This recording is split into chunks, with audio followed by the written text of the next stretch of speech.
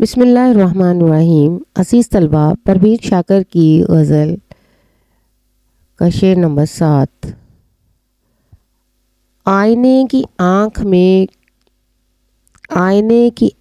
ہی کچھ کم نہ تھی میرے لیے، آئینے کی آنکھ ہی کچھ کم نہ تھی میرے لیے، جانے اب کیا کیا دکھائے گا تمہارا دیکھنا۔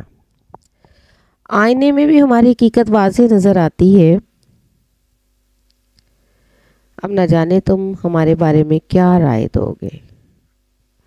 یہ شعر اپنے اندر انفرادیت لیے ہوئے ہے اس لحاظ سے کہ شاعرہ نے انتہائی خوبصورت انداز میں اپنی ذات کی خامیوں کا اعتراف کیا ہے۔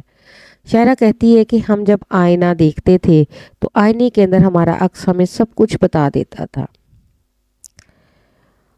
آئینے کی خوبی ہے کہ وہ ہر عکس کو ویسے ہی پیش کرتا ہے جیسا کہ وہ ہوتا ہے، اس میں کسی قسم کی بناوٹ، منافقت یا دھوکہ ہی نہیں ہوتا۔ انسان پہ منحصر ہے کہ وہ کتنا حقیقت پسند ہے اور آئینے میں نظر آنے والے عکس کو کس انداز میں لیتا ہے۔ ہر چند آئینہ ہوں پر اتنا ہوں ناقبول، ہر چند آئینہ ہوں پر اتنا ہوں ناقبول، منہ پھیر لے وہ مجھے جس کے روبرو کرے۔ اس میں ایک پہلو یہ بھی نکلتا ہے کہ پروین شاکر حقیقت پسند واقعہ ہوئی ہیں، اس لیے وہ اعتراف کر رہی ہیں کہ اس کے اندر کچھ ایسی خامیاں اور کوتاہیاں موجود ہیں، وہ آئینے میں صاف دکھائی دے رہی ہیں۔ وہ شاعرہ اس بات کا اعتراف کر رہی ہیں کہ آئینے کی آنکھ کچھ کم نہ تھی میرے لیے، یعنی حقیقت پوری طرح عیاں تھی، اور اب نہ جانے تمہارا دیکھنا کیا رنگ لائے گا۔ اب یہاں لفظ تمہارا مختلف معنی و مفہوم رکھتا ہے۔ تمہارا کا لفظ محبوب کے لیے بھی استعمال ہوتا ہے کہ میرے محبوب کو میرے اندر نہ جانے کیا کیا خوبیاں اور خامیاں نظر آئیں گی اور لوگوں کے سامنے کس طرح سے کس انداز سے پیش کریں گے۔ ایک دن کہہ لیجئے جو کچھ ہے دل میں آپ کے، ایک دن کہہ لیجئے جو کچھ ہے دل میں آپ کے، ایک دن سن لیجئے جو کچھ ہمارے دل میں ہے۔ زبان دل کی حقیقت کو کیا بیان کرتی، زبان دل کی حقیقت کو کیا بیان کرتی، کسی کا حال کسی سے کہا نہیں جاتا۔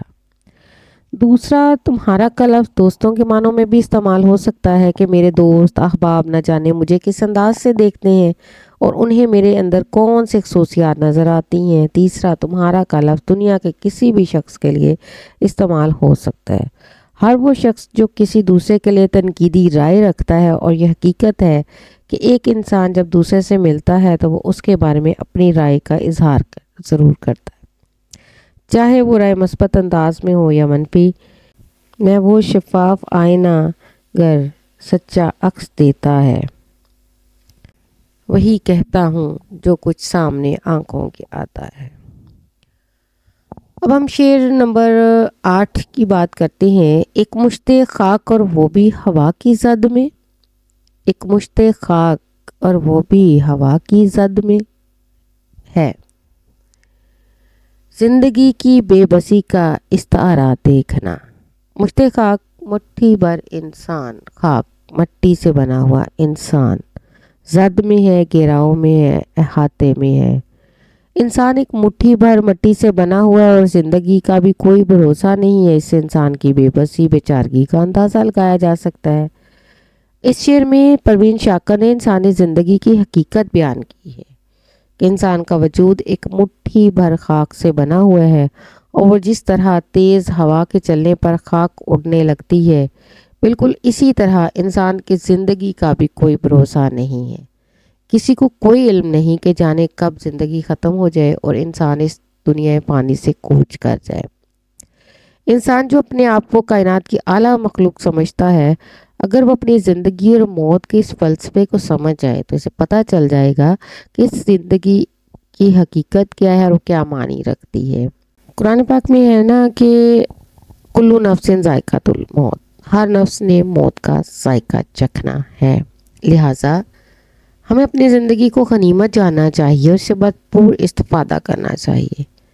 کیا بھروسہ زندگانی کا، آدمی بلبلا ہے پانی کا، اور زندگی میں ایسے اعمال کرنے چاہیے جو اس کے جانے کے بعد امر ہو جائیں، کیونکہ انسان پانی ہے، کائنات فنا پذیر ہے، جو کچھ اس میں ہے وہ دھوکہ ہے، لہٰذا اس سے امیدیں خواہشات وابستہ کرنا کوئی فائدہ نہیں۔